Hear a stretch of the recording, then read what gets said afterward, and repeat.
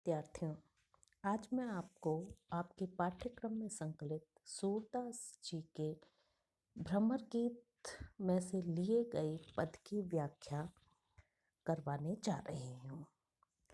पद है, अखियाँ हर दर्शन की भूखी, कैसे रहे रूप रस रांची ये पतिया सुन सूखी, अवध गनत एक टकमक जोवत तब इति नहीं झूठी, अब इन जोग संदेशन ऊध अति अकुलानी दुखी, बारक वह मुख फेर दिखाओ दुहिबे पिबत पतूखी, सूर सिखत हट नाव चलाओ ये सरता है सूखी।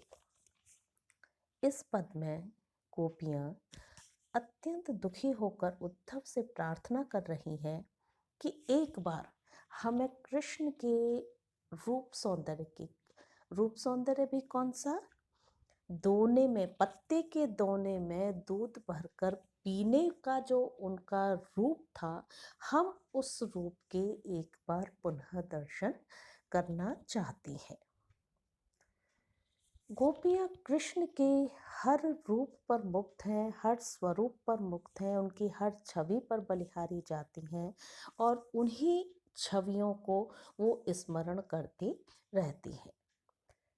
कृष्ण के रूप सौंदर्य को स्मरण करते हुए, कृष्ण के बाल सौंदर्य को स्मरण करते हुए गोपियाँ कहती हैं, अखियाँ हर दर्शन के भूखी। हे उद्धव, हमारी आँखें हरि अर्थात कृष्ण के दर्शनों की भूखी हैं, अर्थात हमेशा उन्हीं के दर्शन करना चाहती हैं, उन्हीं के रूप को अपने नेत्रों में बसाकर रखना चाहती हैं। कैसे रहे रूप रस रांची ये बतिया सुन रूखी, गोपियाँ कहती हैं कि हमारी जो आँखें कृष्ण के, कान्हा के, कन्हैया के रूप के रस में रची हुई हैं, आनंद से सरोपार हैं, पगी हुई हैं, ये पतियाँ सुन रूखी, तुम्हारी रूखी योग साधना की, योग मार्ग की जो ये रूखी बातें हैं, इन्हें किस प्रकार सुन सकती हैं, इन्हें कैसे सुनकर संतुष्ट हो सकती हैं। कहने का तात्पर्य है कि गोपिकाएं कहती हैं कि हमारी इन भूखी आंखों को सिर्फ कृष्ण के दर्शनों की अभिलाषा है, तुम्हारी इन ज्ञान की रूखी सूखी बातों को वो ग्रहण करना नहीं चाहती हैं। आगे गोपिकाएं कहती हैं, अवधि गनत एक टकमक जोवत तब एती नहीं झूठी, अब इन जोग संदेशन ऊधो अति अकुलानी दुखी।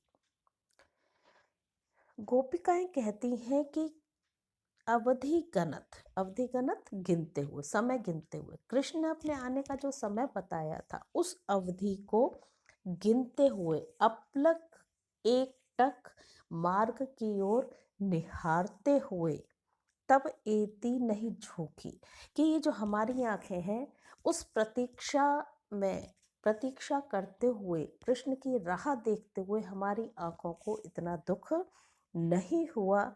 अब इन जोग संदेशन ऊधो अति अकुलानी दुखी, किंतु तुम्हारे इन योग के संदेशों के, इस ज्ञान के संदेश को सुनकर हे उद्धव, ये आंखें जो हैं ये बहुत अधिक दुखी हो गई हैं, अकुलानी, ये व्याकुल हो रही हैं कि कृष्ण ने हमारे लिए यह कैसा संदेश भेजा है। कहने का तात्पर्य ये है कि गोपिकाएं किसी भी प्रकार से उद्धव के ज्ञान मार्ग के संदेशों को सुनना नहीं चाहती हैं, ग्रहण करना नहीं चाहती हैं। आगे गोपिकाएं फिर कहती हैं, बारक वह मुख फेर दिखाओ दुहिबे पिबत पतूखी।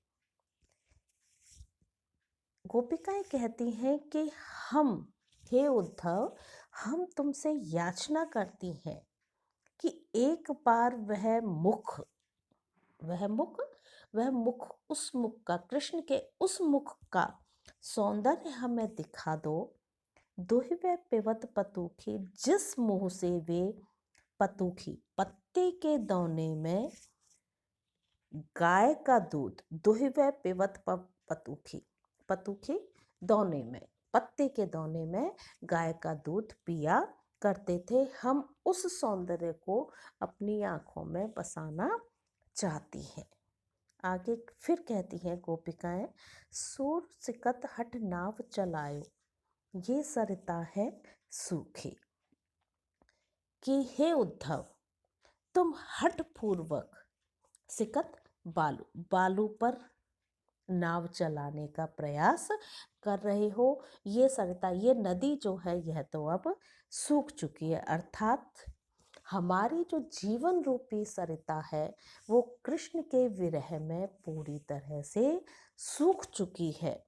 अब इस पर रेत ही रेत है, जीवन में अभाव ही अभाव है।